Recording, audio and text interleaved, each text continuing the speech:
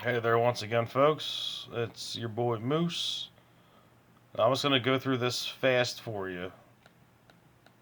So there's the traditional Danish Gambit opening I fancy. And so the game begins to develop about right here.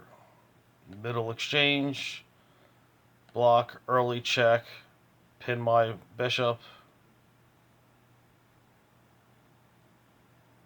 There's another check. And then here's where I pretty much establish. I know what my opponent's doing. I know his or her goals. And just to give you a heads up, my opponent resigned, and this is why. I will bring you to his or her conclusion. Now, right around here is the beginning of the end. The game concluded in 26 moves. This is the 18th move. And this is where I just begin to dance. I see right around here that I'm going to get the queen. Whether or not they resign because of it, that's up to them. But here's how I do it.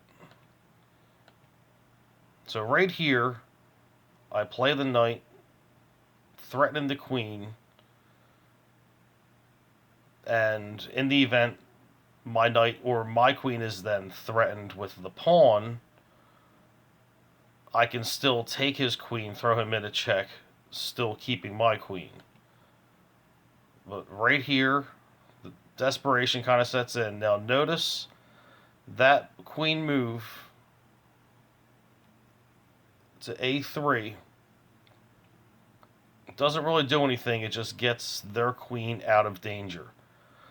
So because of this, I see an opportunity. I want to keep the pressure on. Go ahead, take my knight. This is why I do that. Notice that move right there. A lot of folk will be like, what the hell? Why would you just give up a knight, especially late in the game? This is why. I'm giving up the knight because I know, mathematically, it can't be avoided. The king is going to end up on this square within the next couple moves. Or excuse me, the king is going to end up in dire needs in the next couple moves. I'm going to then threaten this square, or bring my bishop to the square, threatening the king, or just on this white diagonal in general. I know my queen's going to be here the next move because I'm taking this pawn. This pawn is going to take my knight. I'm going to throw check with this queen, and this bishop is the only thing between when my queen is here, his queen is here. This is why I do that. I'll go back one. There's the desperation move. Grab ass nonsense. See an opening for the queen. So that's one move ahead of the opponent I already am. There's the second move. I know that's going to be taken. So here's the check. Right now, the opponent has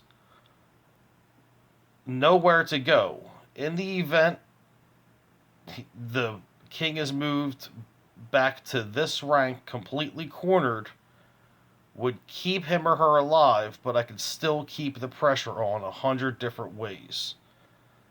Therefore, my opponent plays on this square, so that's 3 moves ahead of my opponent.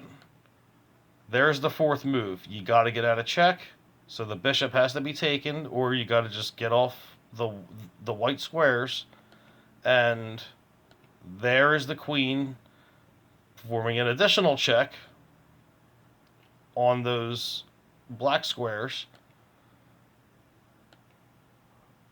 and then they resigned.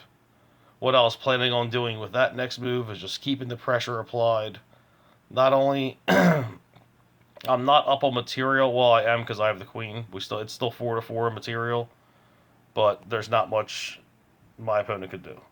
Farewell. That's how you eat a queen.